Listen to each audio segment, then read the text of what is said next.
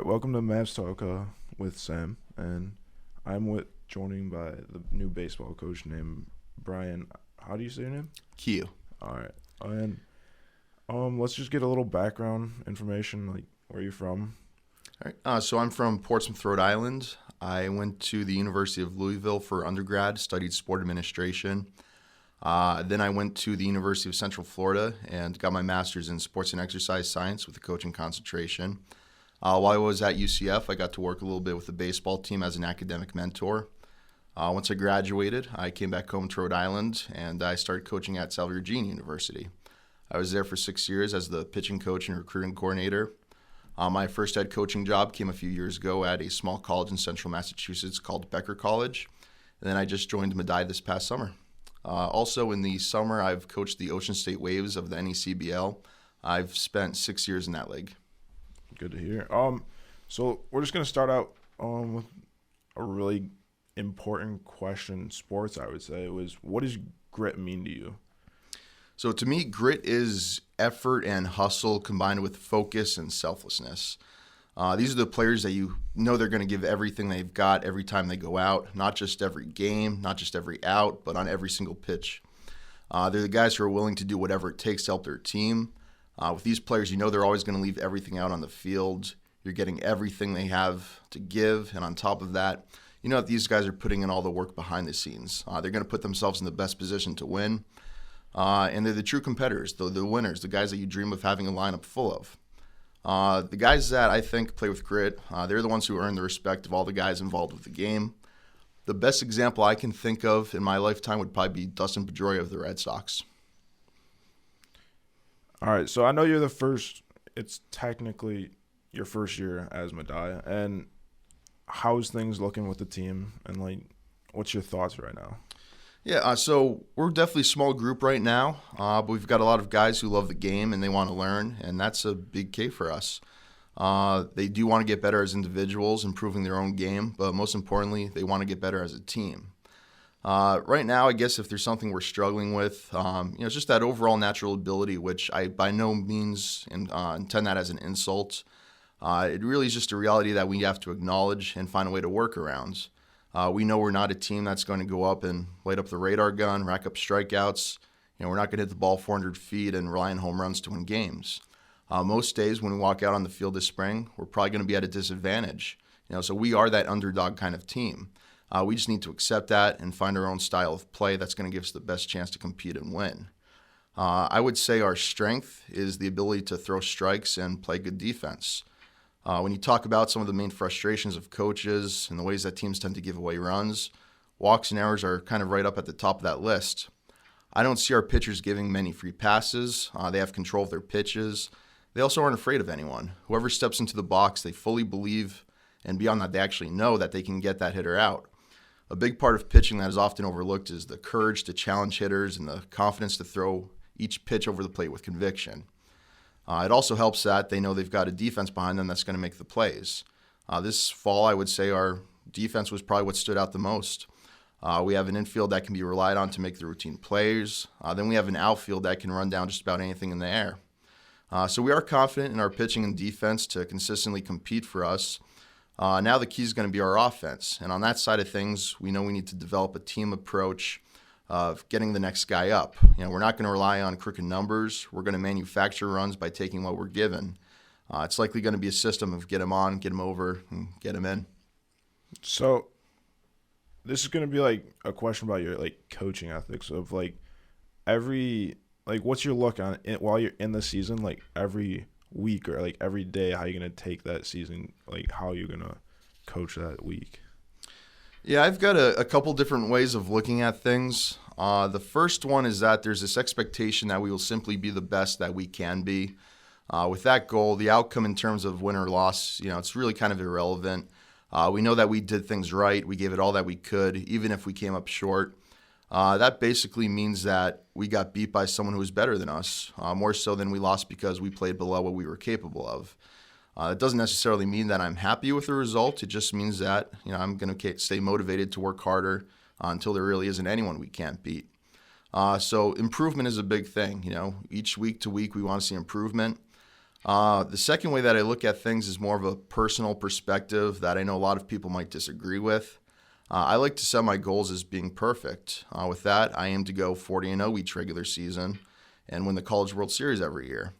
I want my hitters to hit 1,000. I want my pitchers to have ERAs of 0. Most people know that these numbers are completely unrealistic in baseball. And they'll say that goals should be realistic and attainable. So that's where they kind of don't like my approach with that. But the concern for them is that people will kind of become disappointed when they don't meet their goals. They'll lose motivation and they'll quit. Knowing myself, I know that's just not going to happen. I know that I'm going to be motivated by failure. When I lose, I don't feel like quitting.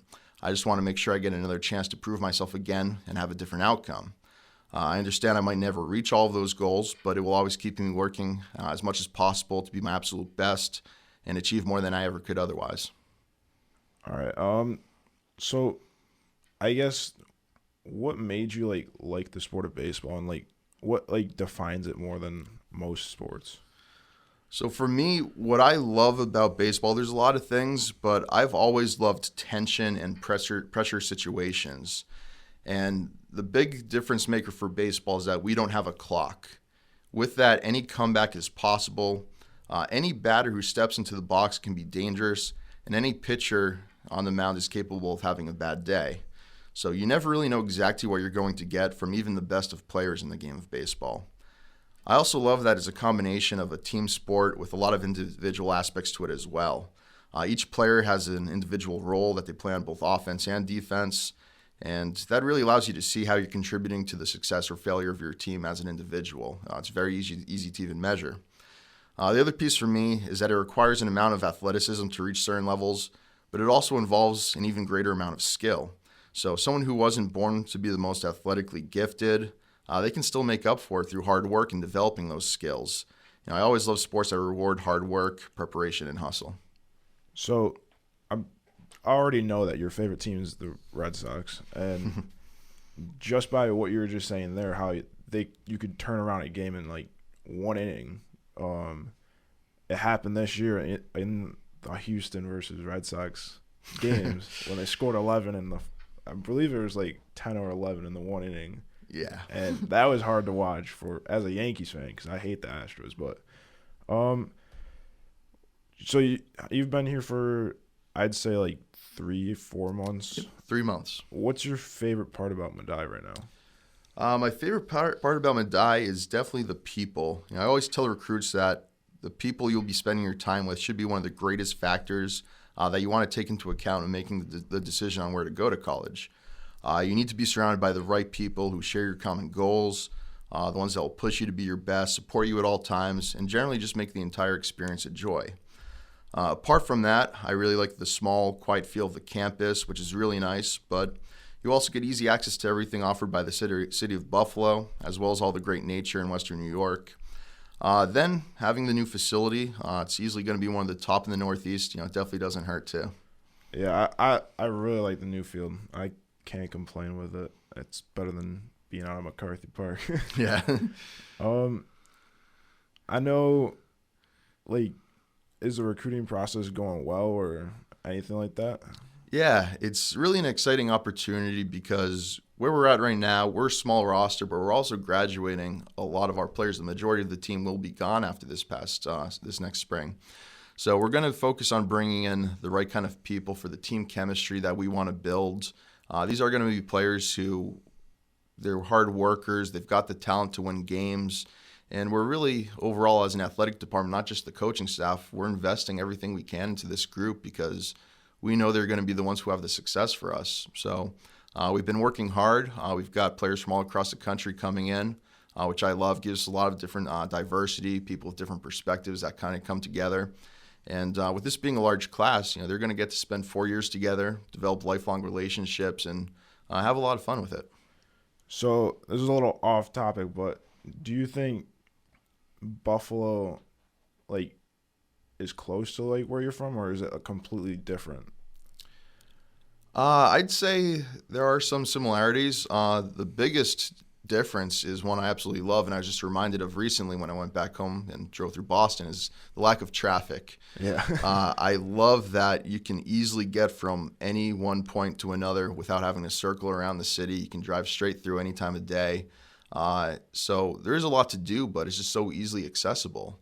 You never have to worry about, oh, I'm not going to find parking. It's going to take an hour to get there. So yeah, I really do like that part. So far, yeah, I definitely do see a lot of similarities. I kind of grew up in a beach town, which is slightly different. I know we've got a lot of lakes around here as well as some rivers. The one thing I'm definitely kind of interested to see is how the winter goes. And the last couple of days is starting to feel like it's right around the corner. So Yeah, it's getting there. yeah, we'll see how the snow goes, but I hear people really embrace it around here. Yeah, snow in Buffalo is like a go-to for most people because once we hate the hot, we just want the snow back. But which is a little weird because we're really like sports, like outdoors people, but we also like snow. But I think that's about it that we're gonna do here, and yeah, the next interview should be coming out next week. And thank you guys. Thank you.